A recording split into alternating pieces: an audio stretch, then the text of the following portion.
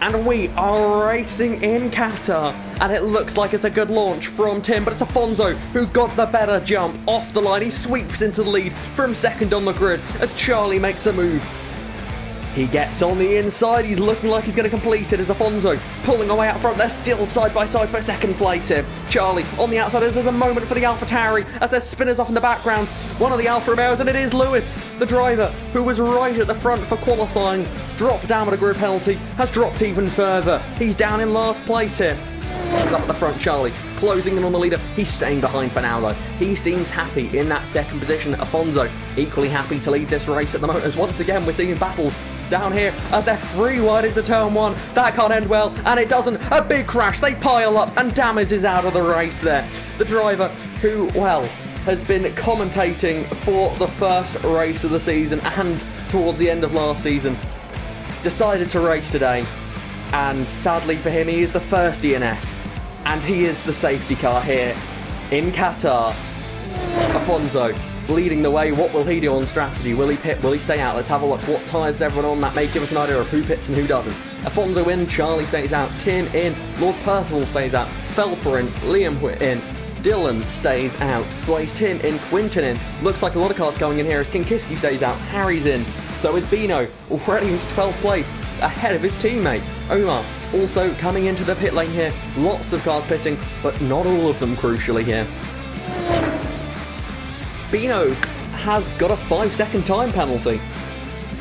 A 5-second time penalty for Bino there. A severe collision under the safety car. You imagine he's had contact with someone. He's coming to the pit lane as well. He's broken his wing.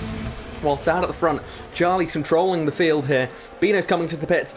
Charlie puts his foot back down to the floor, and we are racing again in Qatar. The long stretch to the start-finish line begins here. The safety car pulls into the pit lane, and Charlie leads the field into turn one again here. All pretty much single file through the lead group here. Afonso watching here as Tim Rolfes gets a 5-second time penalty for ignoring yellow flags. I would imagine that's to do with the AI of pilot Stig passing him perhaps before the start-finish line, which I'm sure will be reviewed after the race. We see Afonso making a move, looking to the inside we saw earlier. That would be a brave move, and he's trying to keep his nose in there. He's got so much more grip than the Haas to his left. Can he pull the move? Oh, there's contact. The Haas ahead spins around Kinkiski. Looks like he's got back control of the car, but that has cost Afonso dearly here, as Tim Rolfes is now the lead car that pit under that safety car. Then behind him, it's Felper in P7 here, racing with Afonso and Kinkiski. They're side by side. McLaren's going side by side through that section. Name a better combo in this race so far. The McLaren gets ahead. Felper up into P7 here. Afonso in P8 here. He's going to try and get the move. He's up into P7 as further up the order, Tim Rolfes already in third place here ahead of Dylan. Now we get to see some Alpha Tauri teamwork. Lord Percival surely going to try and take the lead away from Charlie, get in the mix here, try and cause a bit of a stir up front, and maybe, if anything, help his teammate who's on that different strategy, Tim, right up behind the pair of leaders as they make their way down the main straight. What will the Alpha Tauris do? They're following in the slipstream, and let's see. Look at Tim, he's going to the inside, they're free wide into turn one, down the inside goes Tim, around the outside goes Lord Percival. They made contact, but in the end it's Tim who will take the lead of the Grand Prix. Charlie in second, Lord Percival in third. He tried an audacious move to the outside there. It almost worked, a little bit of contact at the mid-apex, and then he wasn't quite able to pull it off there, but Tim, with a, well, stunning move to the inside, has managed to take the lead of the Grand Prix with his better tyres, and Afonso is, well, just trying to limit the damage here as he finds himself back up into P6 finally, but still third place of the drivers on his particular strategy. Dylan in P4, Felper will be the one to attack him here, all over the back room already. The McLaren pressuring the Mercedes here as they make their way through a very tyre-dependent part of the lap there. Afonso in the mix as well. Felper has to keep an eye on that scarlet red Ferrari in his mirrors as they exit out of the final corner now.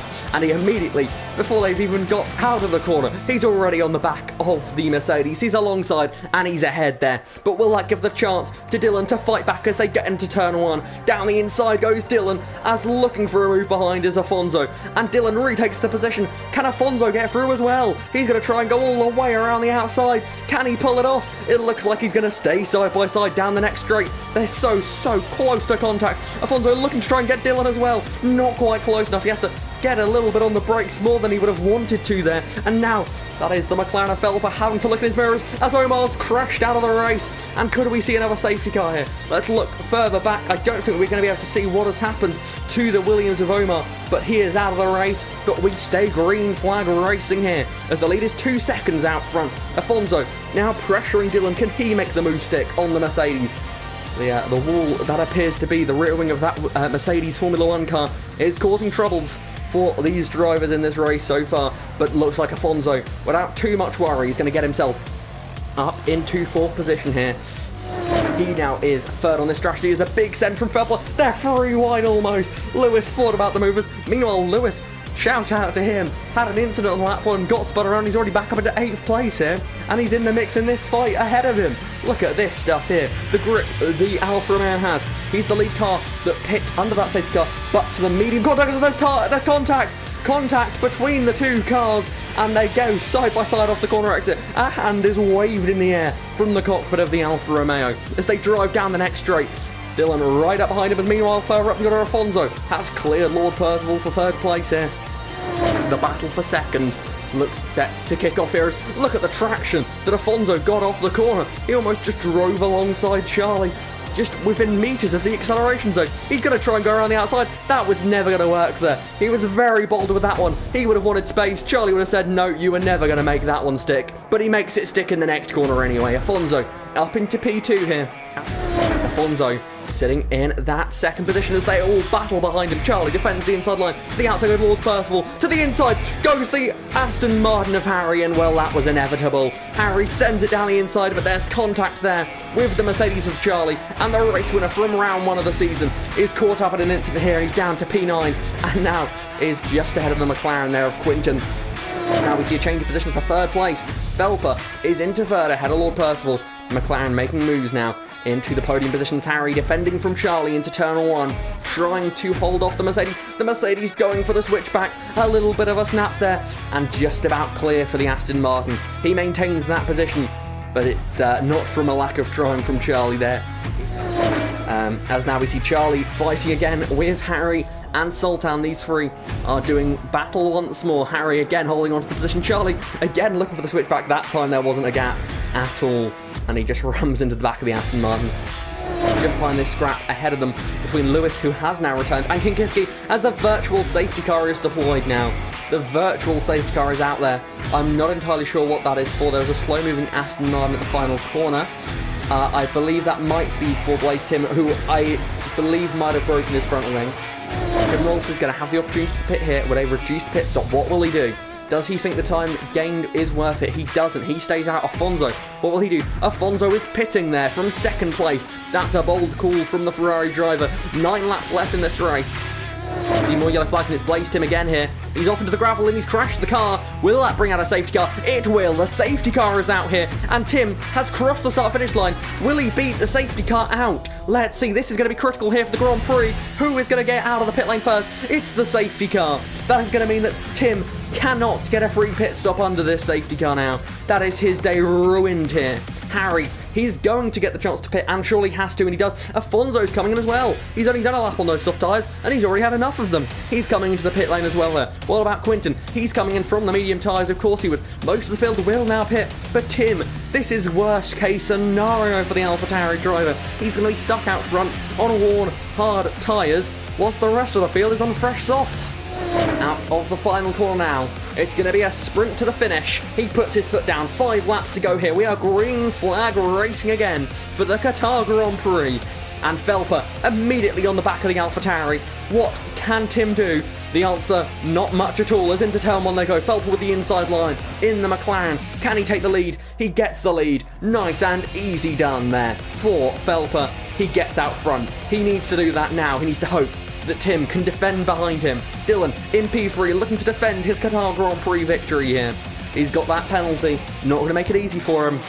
But can he get clear as quickly as possible? Charlie just behind him. His teammate won the season opener as it's a send down the inside for Dylan. He tries to make the move stick as Lewis has managed to rejoin there. So he wasn't in for the restart, which has hurt his chances considerably there.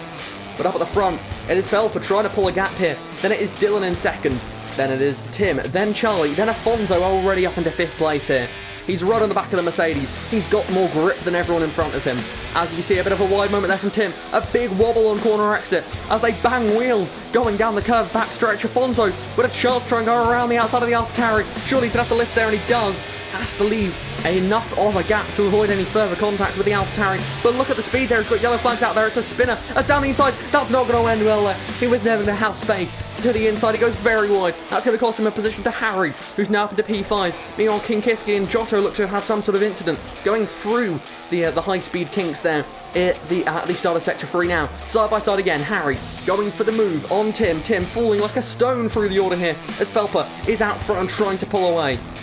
Up into P4 now, Harry is on the charge. Can he get himself in the fight for a win here, or a podium, or anything? Who knows what's going to happen, as now we have another yellow flag, and Lewis has retired from the race. Lewis with a problem down at turn 1. Yellow flag's out there, but it's too late for a safety car, which means it is going to be all green flag racing to the finish here, as Charlie has to look in his mirrors, defend from Harry behind them.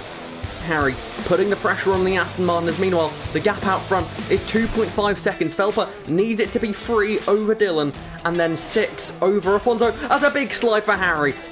Wow, good save, great save, Harry. In the corner where we saw Afonso have that huge moment last time around, Harry this time was the one on the inside. He held on to it though. Good stuff from Harry, although that won't get him the position back, sadly, or any points for that matter. As now we see Afonso into 4th place, as we do see a change of position at Mercedes. Charlie is now going to be the lead charge here from the Mercedes team. Felper leading the way by 2.9 seconds. Charlie back within the gap he needs. But now Dylan, he's going to fly by. The Mercedes cars switch positions again. As we see Felper, he's going to start the final lap of the race as the leader. He's probably going to finish it that way as well. But will he finish it as a winner here? As Dylan in second, Charlie, is he close enough to make something happen into turn 1? He is. He dives to the inside. Swap of positions again at Mercedes. This time Charlie now is the leader within the team as they charge their way towards the checkered flag here. Felper, for sure, he's going to cross the line first, but he's not going to win today. At least it doesn't look that way. Felper across the line. He's first on the road. Charlie, will he get the position? He will, but Afonso, after finishing 4th on the road, is going to win the Qatar Grand Prix. A brilliant drive. And wow, what a finish there, folks. Afonso had to manage that one all the way to the finish. He did what very few could do. No penalties to Afonso. That was the key to victory here today.